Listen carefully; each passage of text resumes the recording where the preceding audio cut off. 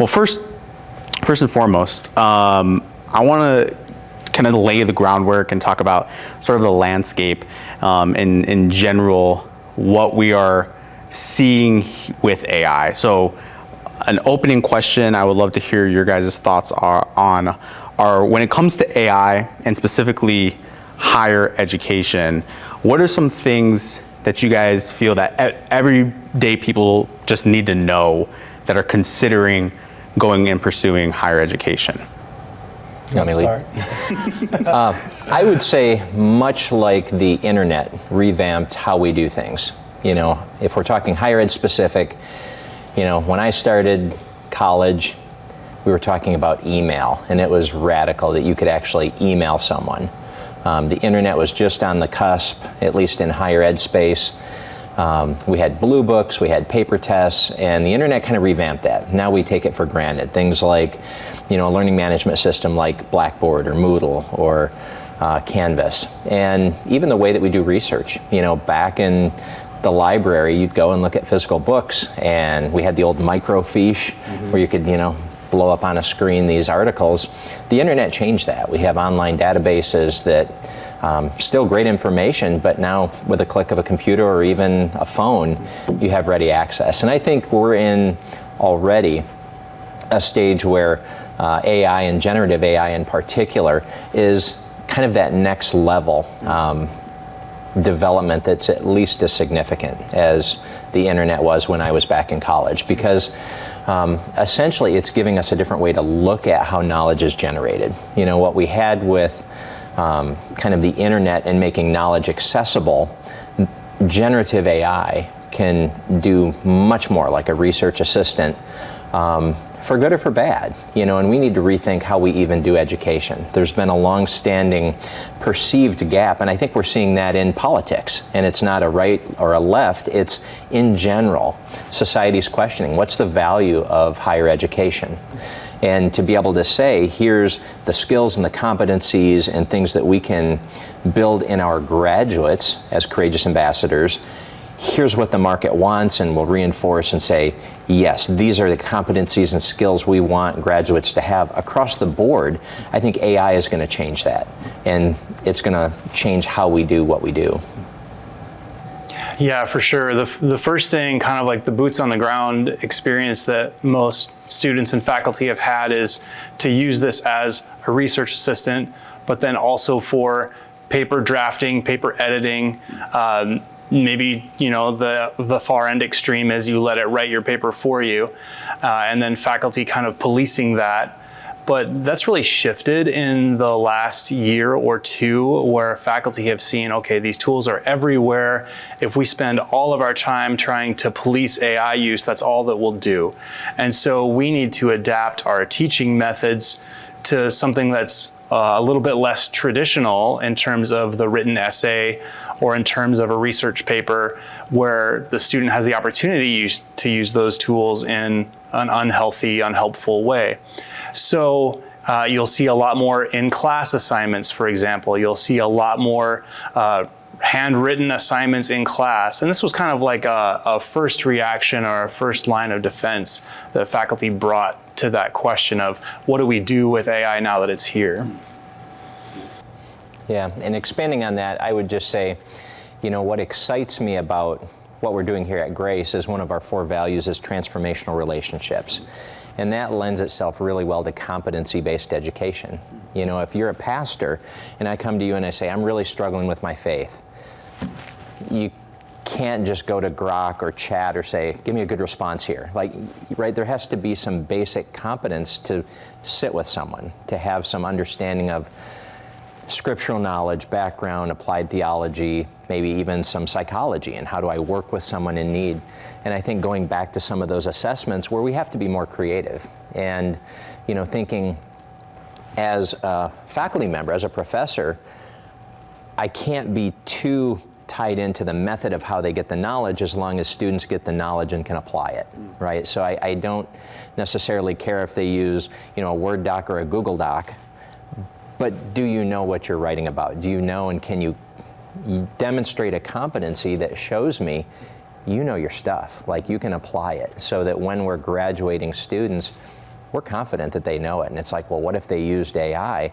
Please do, because employers are expecting that they'll have some competence in generative AI for some of the efficiencies that Dr. Loverin mentioned, but at the same time, that we want them to have an ethical perspective that I'm not letting it think for me. You know, one phrase I've heard is that, you know, using some of these large language models, it's kind of like having a really smart 7-year-old do your writing for you.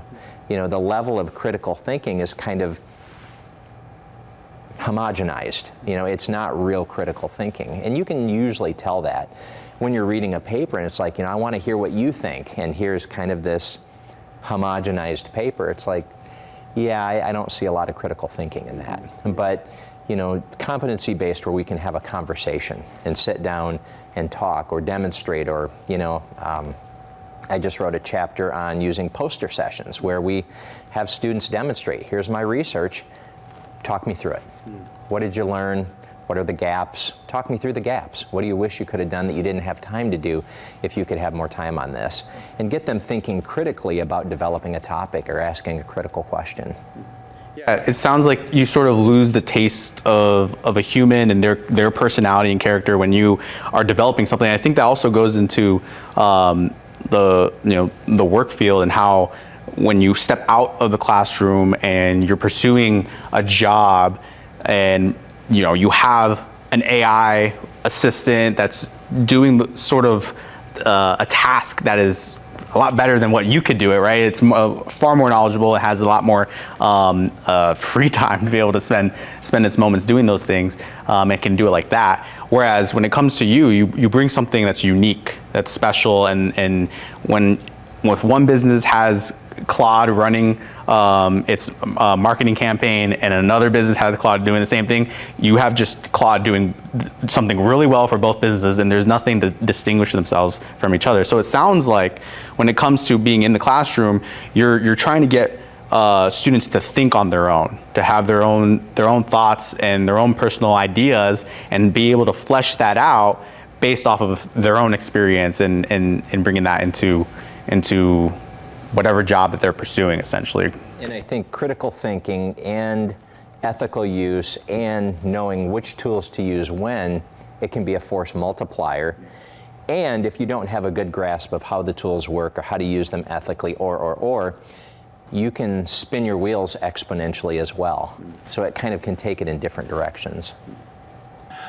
We know that using AI tools leads us to use less of our brains. And so we like to think that we're saving time and being more efficient, when actually the term is cognitive offloading. We're using our brains less to do that critical thinking. And as a result, we're not learning as much. And so when it comes to higher ed and those AI applications, we want to take measures to ensure that students are still learning.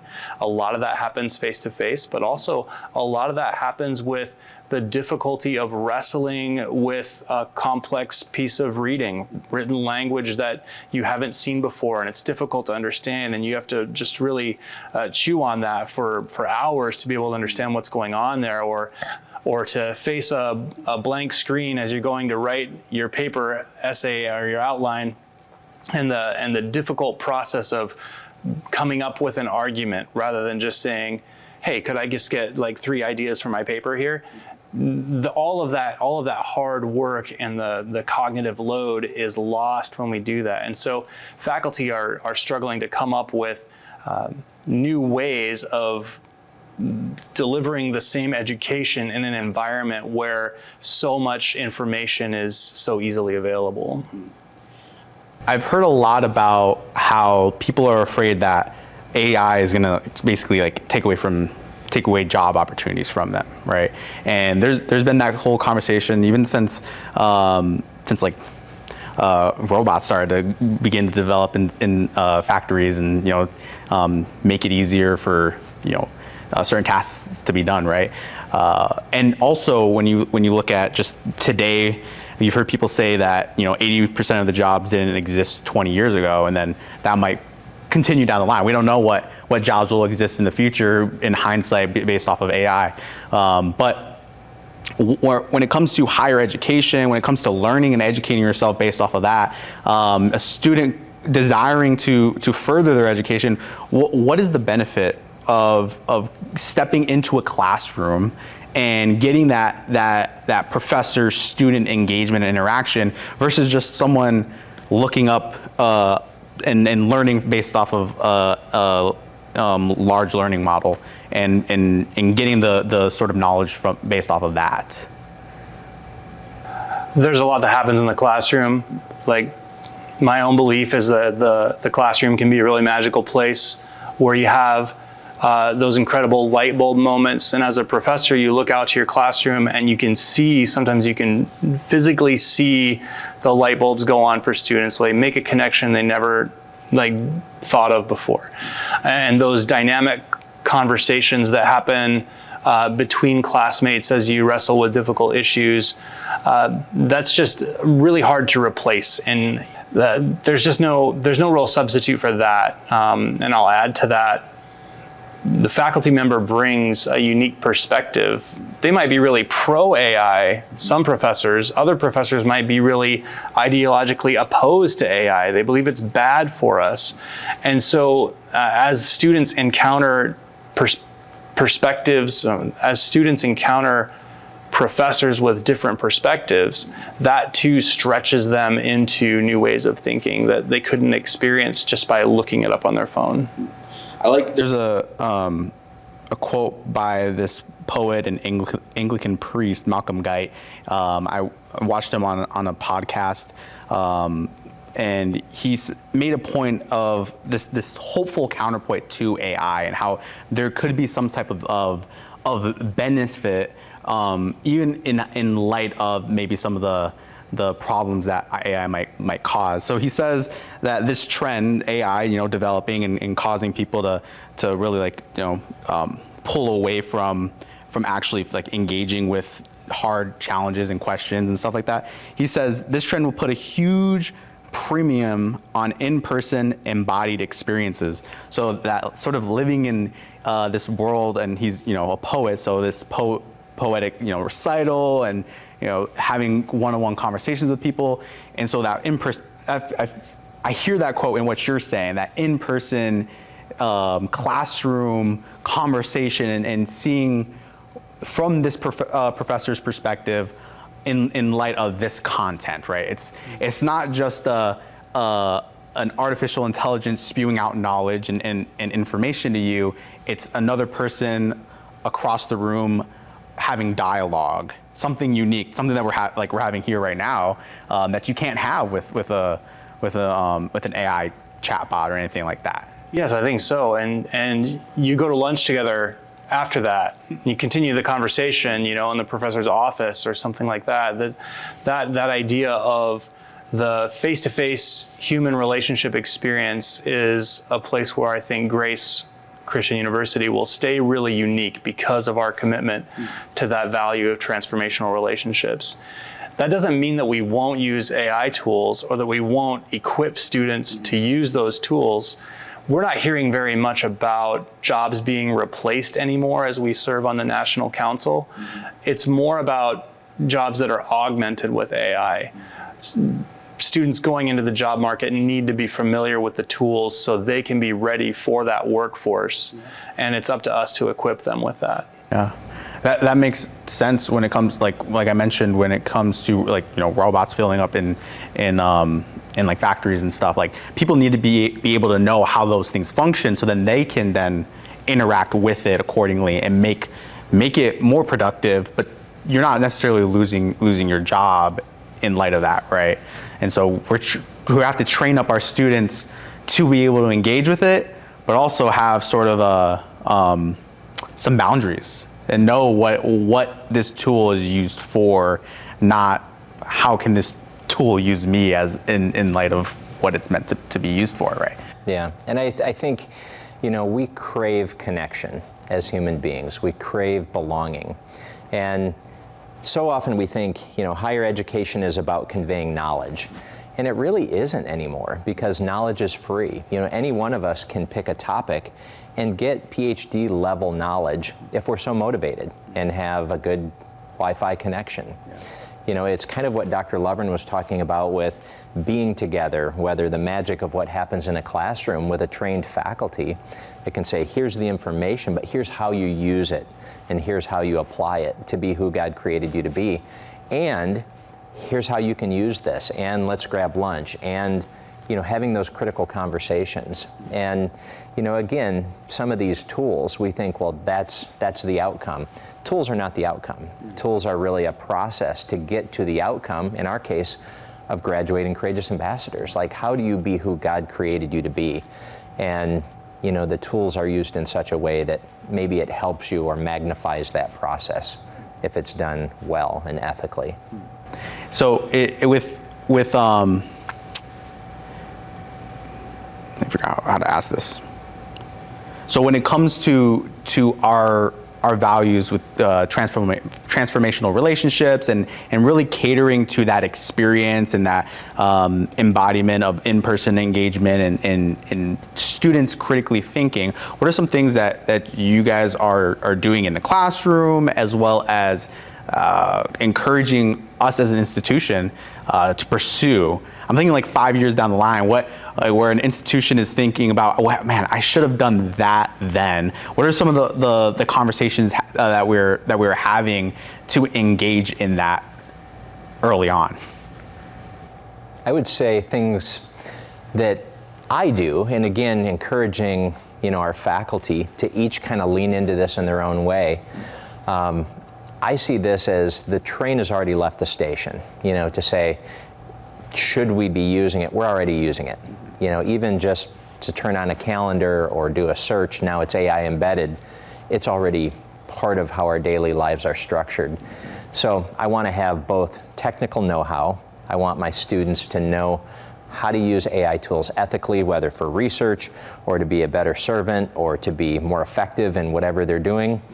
And I also want to have deeply personal relationships with my students and knowing what makes them tick and what do they bring that's unique that they can then continue to build on as they seek, what's my purpose? What do I do after graduation? Whether it's vocational ministry or something in psychology, human services, criminal justice, business, whatever our other programs are, I want them to feel like, you know what, I have mentors that believe in me, and I have the skills that I can go into the workforce and do what I need to be doing.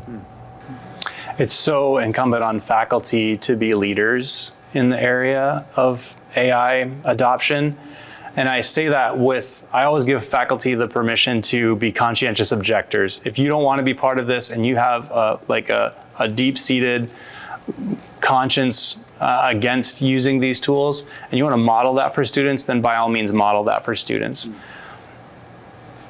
At the same time, I want faculty to be leaders in modeling how do we use these tools. So one thing that I try to do is in front of students in class say, here's how I use the tool, and I'll demonstrate my use of the tool. And then we will see assignments that are, rather than saying, make sure you don't use AI for this, we say, no, you're required to use AI for this. And here are the steps in the process of you learning to use the tool in this particular discipline context. And it's going to look different from different academic discipline to different academic discipline. I think we will also see the use of AI to support students. It's one area that isn't talked about a lot in higher education because of the way that teaching and learning takes such a driver's seat in our focus. But we're already using AI-enabled support chatbots to come alongside students and say, how are you doing? And it'll send them a text message and they'll get to respond. And if they respond, like, I could really use some help here, then the chatbot will point them in the right direction of the resources that they need. And that's just the tip of the iceberg of what AI models are going to be able to do in terms of student support. Like, imagine if it was almost time for registration, you were thinking about switching your major, and you wanted to go talk to your advisor. Well, your advisor has been your guide for your current major, but they might not know too much about the major that you want to switch to. And so what if you had in your pocket a grace-specific AI chatbot that you could say, I want to switch my major to this other major. What would my schedule look like in the next semester? And it could populate that for you instantaneously. Imagine as a student how useful that tool would be. I didn't have to bother my advisor with this. I didn't have to figure out who my other advisor would be. There would be no runaround. Instead, I could say to my advisor, hey, it looks like I have this plan. I'm thinking about switching my major, and this looks like it would work. And that experience of being a student would be more seamless. And then that would allow more time to build the relationship with the student and have the conversation around, tell me more about why you're switching your major. Yeah, I was just about to mention, and you hit it on the spot, like right where I was going to bring it. So I was considering, because we just we're at a conference in Colorado, and we spent a lot of time talking about AI for like pastoral ministry, and how we're wrestling with the fact of how much time does it take for us to engage with our sermon preparation and all that. And I came to this thought that if AI is offering you more freedom to spend with people, because it's being used as a tool to help you spend more time with other people, and sending emails or whatever it may be, beautiful, that's awesome. But if you're using it as a crutch to limit the depth and discovery of reading God's word or studying, or even just taking the easy way out, then maybe you might want to rethink and consider, like, should I be doing this? So in light of that, when it comes to students in college and they're asking, how do I use AI? What are the like do's and don'ts? What are some advice, some wisdom that you guys can offer to a student that's wrestling with that question, whereas they don't want to cheat, but they know they need to use it to kind of know how to use it, right?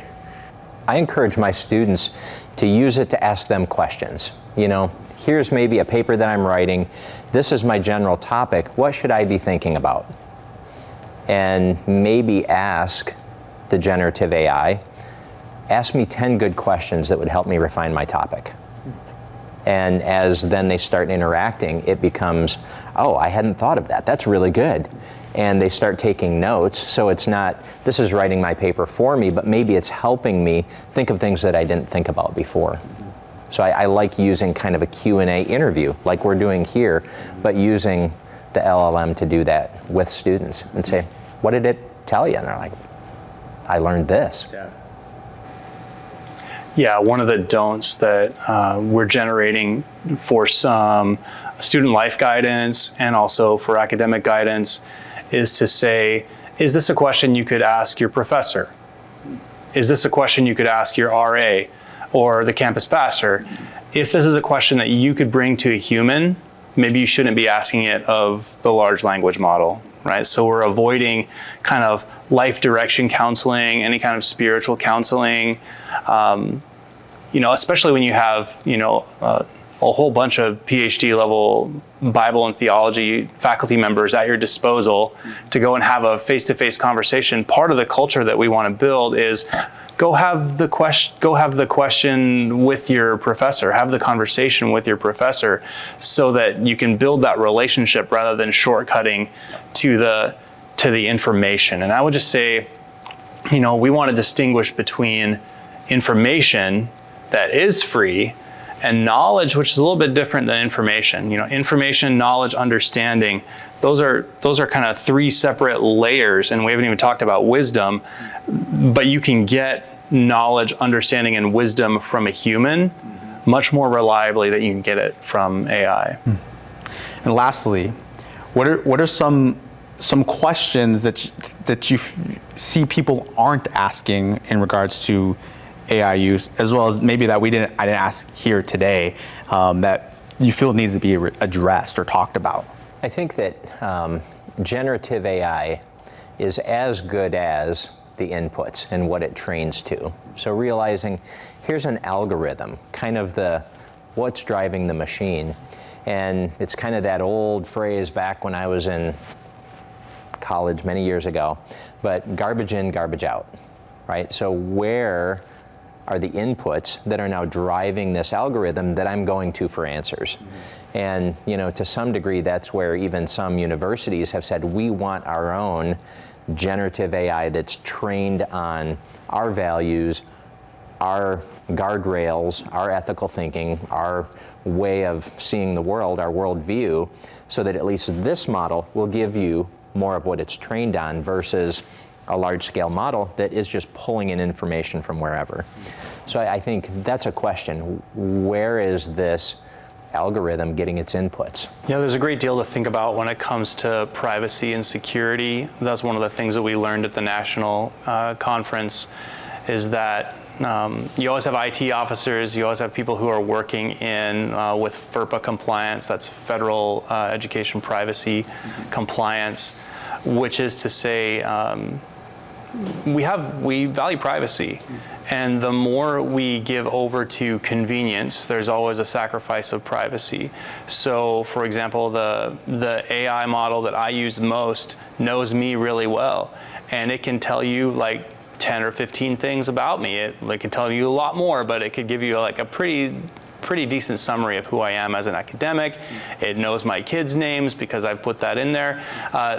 We sacrifice privacy for convenience, and so one of the things that higher ed institutions need to think about is how private and protected is student data, how private and protected is institutional data. We're working with an AI service provider that does protect student data, so our student educational and informational so our student and institutional data is secure, at least we're told that it is. But a lot of times people aren't thinking about where is my data going when I'm putting those prompts in there, when I'm putting those queries, when this large language model company has a pretty good profile of who I am, and is that consistent with my values, with my worldview, and who I want to be moving into the future. Thank you, gentlemen. This was a great conversation. There's a lot of wisdom and insight that I gleaned off of you two just today. So appreciate you for taking the time. Thanks for having us. Thanks, Danny. Yeah.